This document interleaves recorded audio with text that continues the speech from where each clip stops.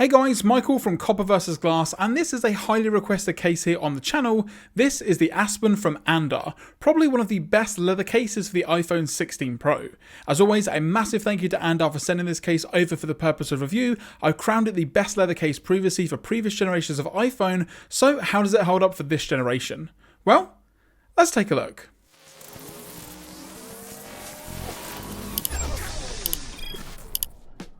So here we have the two colorways that I have got. I have the Camel Tan and also the Jet Black, both of them of course made for the iPhone 16 Pro. Now the Andar Aspen is going to set you back $55, and of course it will be linked in that description down below if you guys want to pick one up for yourself. We have a little bit of information on the back with regards to Andar, which is actually a Spanish verb for to carry, which is pretty fitting because with a leather product like this, you're going to be using it for a very, very long time because of the aging and the patina over time, which we'll touch on a little bit later in the video. As always, you get a little discount code here for future purchases from Andar, which is pretty nice to see. It just tells you that they believe in their product and that you're going to be coming back for more. So the first case that we have here is the Camel Tan, and this has always been my favorite colorway for the Andar Aspen, or just in general leather products. I just really like this brown tan leather, and I think the way that it ages over time is super nice.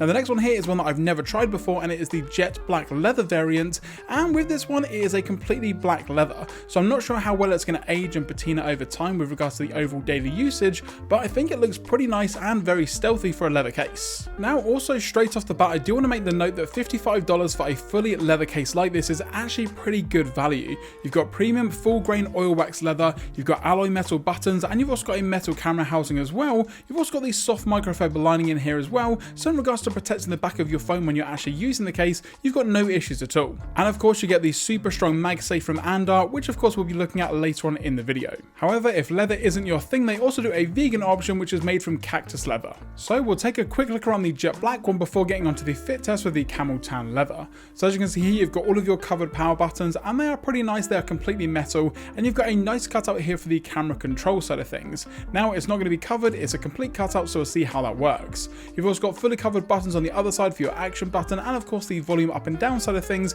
and this black on black design looks really nice, along with this very subtle branding here for Andar just down in the bottom corner.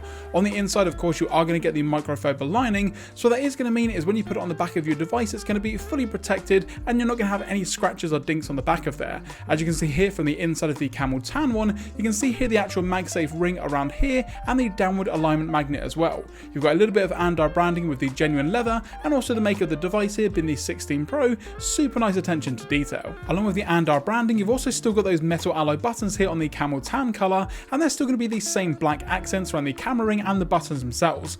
I think the overall contrast here looks extremely nice, and it's one of my favorite colorways, along with the camera cutout side of things as well, like I mentioned beforehand.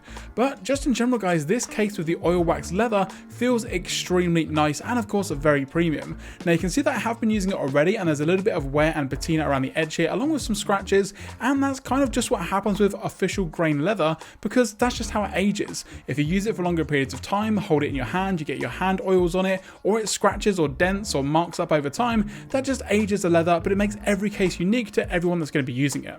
Now, although the case and also the leather is super soft, the actual fit on the iPhone 16 Pro is one of the best. It's got a very satisfying click when you put all the four corners in, and I don't think that it's going anywhere. If you're going to be dropping the device, for example, I don't think the phone's going to pop out anytime soon, and just in general, it feels very secure in this nice leather housing. I also really like the colorway here with the white titanium, the black accents, and the Camel Tan. I just think it's got a really nice overall look to it. Now, the camera housing itself is going to be very protective, so if you're going to be placing the phone backside down, you shouldn't have any issues at all here. It's going to be pretty protective, but keep in mind that it is going to be metal that is going to be colored black, so if you are placing it on a harder surface, for example, you may get some scratch marks appearing on the camera housing. Down the bottom, you've got all of your cutouts here for the speaker and the USB-C. Sometimes the USB-C was a little bit tight depending on the cable that I'm going to be using, but the majority of cables should fit perfectly fine. Now, these metal buttons also feel extremely nice after about a week of use. When I initially got the case out of the actual box here and put it on the device, it did feel a little bit stiff in regards to pressing the buttons. They were a little bit harder to use, but then over about a week or so they've loosened up and they're super nice, clicky and tactile for the volume up and down, action button, and of course the power button. Now as you can see here, I do also have a screen protector on the device, but it still offers a pretty nice lay on the table side of things here. Of course, without a screen protector, you're going to have a little bit more protection there, so if you are placing the phone face side down, you shouldn't have any issues at all. Now the case itself feels extremely nice in the hand, and it also feels very secure on the phone, and you also get that really nice smell of leather. If you know, you know. However, then we get onto the elephant in the room, and that's going to be the same for every case, and that is going to be the camera control button or cutout or slit or whatever you want to call it. And here with the Andar Aspen, we've got a pretty deep cutout, as you can see. Now don't get me wrong, it's not because the Aspen is a thick case, for example. I actually think for a fully leather case like this, it is one of the thinner cases on the market, but it does mean that there is going to be a little bit more of a divot in regards to actually getting your thumb or finger in there with regards to actually pressing the button and doing all of the controls that you need to do. Now the camera control button is going to be a whole separate video which I'm looking at doing in the future, so if you want to know my thoughts and opinions on that, be sure to hit that subscribe button down below.